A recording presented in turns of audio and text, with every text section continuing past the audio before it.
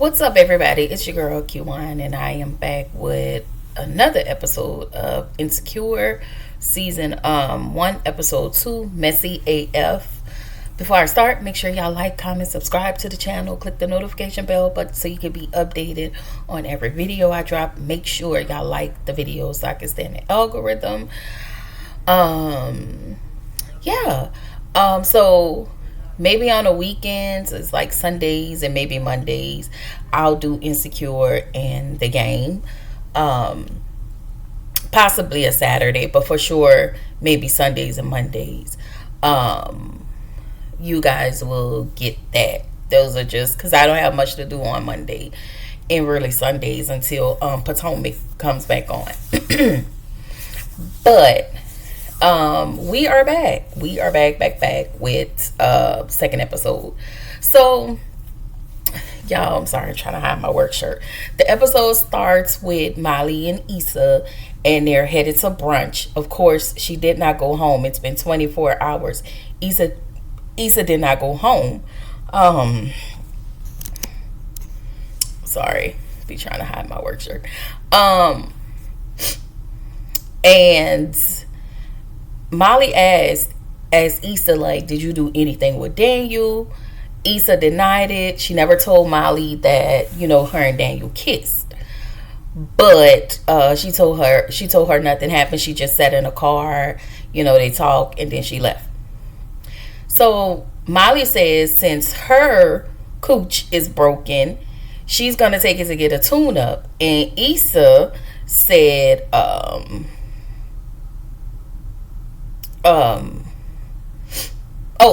I'm sorry. She's gonna go get a tune up. So that means she's gonna have a Molly self-care day. And that means she's gonna go have her hair done. She's getting her nails done, hair done, facial, what else? Waxing, yada yada yada. Just on another note, well, you know what? That's too personal. Anyway, Lawrence calls his cousin. I forgot his cousin's name, but he called his cousin. And his cousin is at the bar with the fellas. Not really paying attention. Paying attention just a little bit, but not enough to really sit and notice that your cousin, like, really going through. And so in the next scene, Issa tells Molly that Lawrence isn't satisfying her. And she thinks... I feel like at this point, Issa was thinking it could be Daniel that can give her the satisfaction that she needs. But of course, Lawrence is stuck. He is in a stuck place. So is Issa. They both are in a stuck place. And so Molly tells Issa, like, you tripping. It's really pee out here in his dating pool. And I'm going to just show you these dudes that I have to deal with on the online dating app. And she said they're not really looking for love. They just really looking to smash. And so Issa, they leave out the nail shop. Molly was getting ready to go to her next place, which was her waxing or something. And Issa was frustrated because she didn't want to, she had to go home and deal with her relationship. So, of course, as I stated, she'd been gone for 24 hours. So she gets in a car, heads home, sit in her car outside the apartments, and then decide to drive off because, again, she's avoiding dealing with Lawrence. And I think it's trifling. Anyway, she heads over to CVS because she needed to pick up a pack of panties, toothbrush, etc. because she didn't have no plans on going back home that night because she was going to go back by Molly. So Lawrence is in CVS as well, and he's buying some stuff because he wanted to surprise Issa for her birthday. Because he realized, he messed up. He messed up, so he needed to make it right.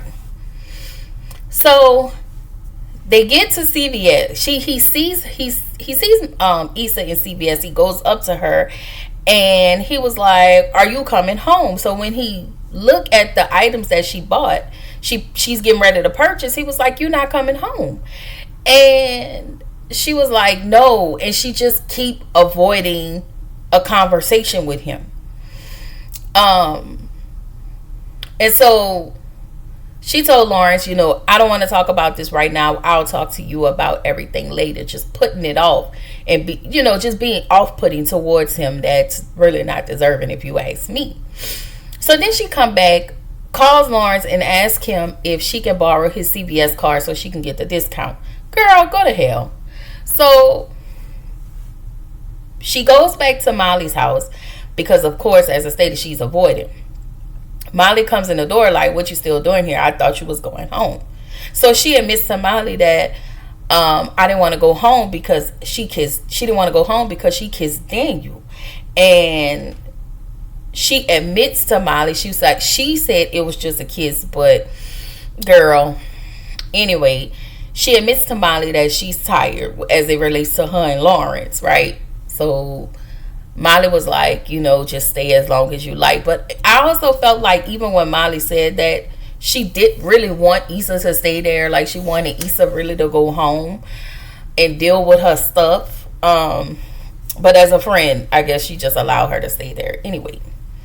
So the next day, Issa has the presentation at work. Oh, no. Molly asked Issa about her presentation. And Issa just was off-putting again, as she is with Lawrence, as she is about her job. Like, she's really off-putting about these things. And Issa was like, I have my presentation tomorrow, but I'm just gonna wing it because I don't have time for it. I have other pressing stuff to deal with. Girl, all right. So the next morning, Issa finally gets to work. Frida asks Issa, did you get an email? And the email was basically suggesting that the kids get into sports. So Issa tells her it's stereotypical, and then Frida suggests taking them to do community service cleanup. So Issa kind of spazzed out, but it wasn't a real thing. She was like, that's the whitest thing you could ever say, to take black kids to clean up a white neighborhood. But of course, she never says how she feels. And what does she do?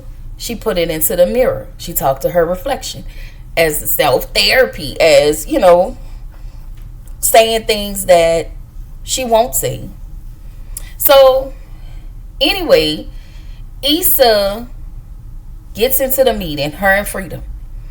And the staff is there. Issa was like, listen, I suggest that we expose the kids to arts around Los Angeles, to something that they never really seen, that they're not always privy to. So the white people, her co-workers, keep in mind she's the only black girl, so they ask her what type of ideas, like, and in this moment they kept picking her apart. They kept picking her ideas apart as if it wasn't good enough. And so she suggests, painting, sculpture, music, and so one of the other white people asked, did you put together a budget? And since you don't have a budget, again, they're picking her apart. They want her to be there as the token. They want her to stand there and go to the schools and do certain things. Wow. I don't know. They want her to be there, like a body to be there, but her ideas are null and void because they literally was pushing out ideas that she just kind of suggested in the artsy area. So her boss Joanna asked, and we gonna talk about Joanna, if she thought about any risk factors as it relates to taking these kids to different places. And these people are so out of touch, it aggravates me. So even as Issa is shooting her ideas, of course, the clear people are out of touch, acting like they know what's best for the kids. They also treat Issa as if she's a token voice in the office. They know for a fact that Issa isn't confident in her role. I also noticed, like, when she walked into the room and she was dressed up with the two-piece suit and she was dressed up like the outfit Molly gave her, they just was staring at her, right? Because she usually wear jeans and a t-shirt. Like, she just never really looked the part. I just wanted to point that out. So Issa then doubled down on a community service event that Frida suggested, and she doubles down, and she suggests that to everybody. And even though she know that that's not a good idea, even though she know that all they see is black kids as clean up, they don't see nothing better to these kids. Like, this whole nonprofit is a damn front. It is just for somebody for Joanna to have this damn savior complex that we're gonna talk about. So we get to these little mini micro suggestions, aggressions. And so the white girl suggests that African American, and I'm going to say this, y'all. I am a black girl, and I try to be mindful of what I put out as far as content. And I'm learning to be more comfortable with kind of saying how I feel as it relates to race, as it relates to me being a black woman. So I will say this respectfully. A lot of things that what I talk about, and especially in Insecure, are going to be very uncomfortable for people who are probably not black. And I hope y'all freely hear me. But these things are really happening, and I hope that you guys can open your ears and your mind and understand. You may not be aware, but just hear it. It's uncomfortable for us to sit in it and be a part of the ignorance that's out there. All right? Sorry. I just needed to say that. So the white girl suggests that they should go to an African American museum or a Latino museum to see how much more grateful other generations were. So you're telling me that they need to be grateful that their grandparents, well, at the time, grandparents were slaves? There were segregation, whites only, blacks only. There could only be maids and butlers. They can barely get you know what? This is pissing me off. So let's just move on.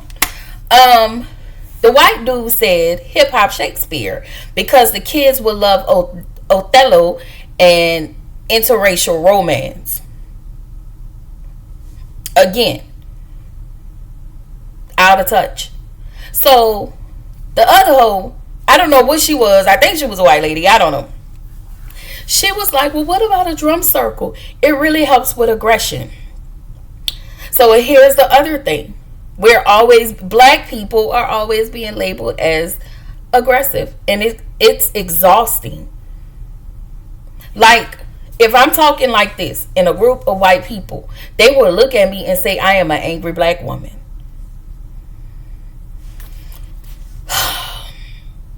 All of this is built in pure ignorance. And the fact that they are overlooking Issa's ideas is interesting. And then they're adding their artsy ideas, thinking it's the best idea when she literally just said the same thing. She just didn't. Very annoying. Very annoying. So, as we continuously talk about being overlooked, we go to Molly and her job. Her co-workers come into her office. Her co-workers and her boss walk into her office, and Diana is her co-worker who sits in the office with her, who was engaged to the black guy Jamal. And they speak to Molly and say, oh, you did a nice job. So in this moment, they've overlooked the work she has done to go over here and just put a spotlight and shine on Diana. I'm sorry, what's her name? Yeah, Diana getting engaged to the black guy. Almost made me feel like because she was getting engaged to the black guy, Y'all came in there to almost on purpose, just to shine a light bright on her, to let the black girl know, oh, one of your people came over here to and engaged and was engaged to her. Because if Molly walked in the office, I can assure you, if she tell everybody she was engaged, she wouldn't get that. Anyway,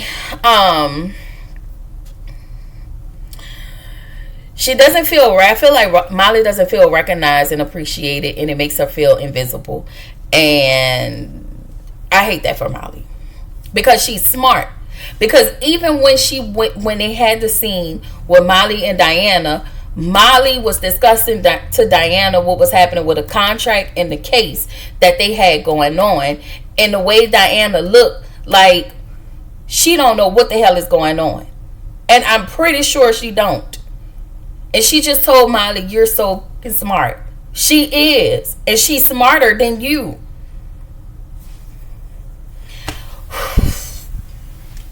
Anyway, Issa have a meeting with her boss, and she tells Issa, you don't want to be here. You used to be so enthusiastic about the job. Now you're not so much.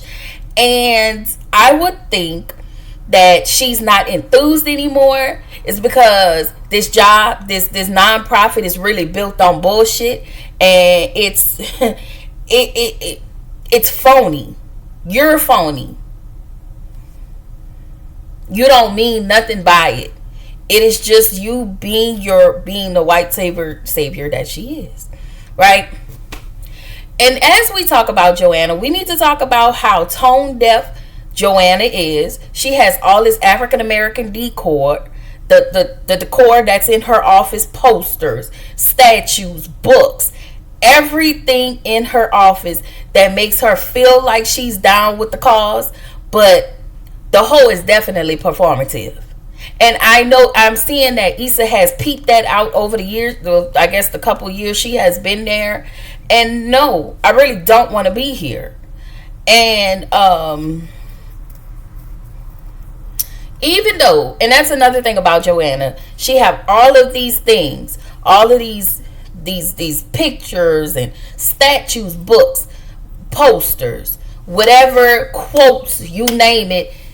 Joanna still doesn't, she lacks understanding. She's probably never been around a lot of black people. She's putting on because she have this, I told y'all, the white savior complex. She is truly out of touch with black people, her and her staff, which is why they hired Issa. They want her to be the face of it, but they don't want her to do anything but just be the face. Her ideas doesn't matter to them. So it just shows how when it comes to Joanna, she's about the appearance of it all. Issa isn't honest with herself. She isn't honest with herself about her job, and the fact that she hates that damn job, and the fact that she's in a relationship that she doesn't want to be in anymore. Anyway, Issa goes to her office after telling Joanna, after she told Joanna, lying to Joanna, and Joanna knows she's lying. I really want to be here. You, girl, you can't convince a cat that you want to be at this job. This job is full of microaggressions and all of the things, and you really want to be there? Yeah. So Issa was about to send a text to Lawrence to apologize, but then she took the text back. She didn't send it. She erased it. So Lauren heads downstairs to throw away all the birthday stuff he purchased to surprise Issa, because he's aware that she's not coming home. And we see Thug Yoda. Now, y'all remember, Thug Yoda is the neighbor downstairs who's the blood, and he only say B words. He'll say every word in the alphabet except for the C, because he don't do crip. He a blood. Gang. So Lawrence tell Thug Yoda that he's been messing up, and he started a business and it didn't pan out too well, and now he's watching his friends pass him by. And Thug Yoda was like, I bet you that's causing a wedge between you and your girl. You probably ain't putting it down right. You ain't got no money. You ain't got no job. And Lawrence is just trying to feel sorry for himself. Yoda tell him to clean this shit up. But he didn't say clean it up. He say bleen it up. Because he replaced C words with B words. Okay? That's brazy. Okay? Sorry. So, in the next scene, Frida is still at the office. I mean, Issa and Frida are still at the office. And they both are going through the survey. And all of the kids in the survey saying all they want to do is play sports. And that's because they have not been introduced to anything outside of sports. A lot of them probably don't play sports. We find out that a lot of them can't spell. We find out a lot of them have never been to Benihana's. We find out that some think you need a ticket to get into the mall, in one of the malls out there in LA. And it's sad because these kids don't know any better. But again, it is not just LA. It is all over the world where you have a lot of kids that are only exposed to whatever is in their neighborhood. Like, that's crazy, y'all. So Issa was like, let's just take the kids to the beach and do a beach cleanup. And Frida makes me, I don't like her. She is one of those people that has that takeover spirit. And because I'm white, I am better. I know I am way better than Issa. I'm better at this job. I'm a better fit for this job, and I'm gonna smile in your face, and then I'm gonna get this job behind your back. But for me, I'm like, but you can have this job, okay? You can have it, all right? So Molly was on some website for the elite. I guess you gotta make so much money, yada yada yada. And she meets a black dude, and it turns out that this black dude hasn't dated a black girl in years. And so he's always dating white women or Latina women or everybody other than black. And so they're having a good time, talking, laughing, having wine, just having a good time. So the date is over. They walk outside of the restaurant. He hugs her and asks her, are you ready to go? So Molly was like, hell no. And the fact that it ain't me and my stuff that's broken, but it's you raggedy ass niggas that all y'all want to do is, it doesn't matter what you make, how much you don't make, y'all still the same. Yeah, Molly cut that date short. So Issa is in the bathroom, I think at work, and she vents to her reflection like she's talking to Lawrence. Again, she's using that mirror to say the things that she cannot say out loud, or that she won't say out loud, right? So Issa finally makes it home. She goes into the room. Lawrence is sitting there on the bed. I want to say he was reading. He tells her he have an interview. She said that was great. But they still do not have the conversation about the elephant in the room of her wanting to walk away from him, and how she's really feeling. They both leave things it's left unsaid, and this is where the episode ended. Yeah. Yup. Y'all. I'm not sure if people are going to catch this, but please make sure y'all share it, like it, comment, and we'll go from there. I will see y'all in the next one. Bye.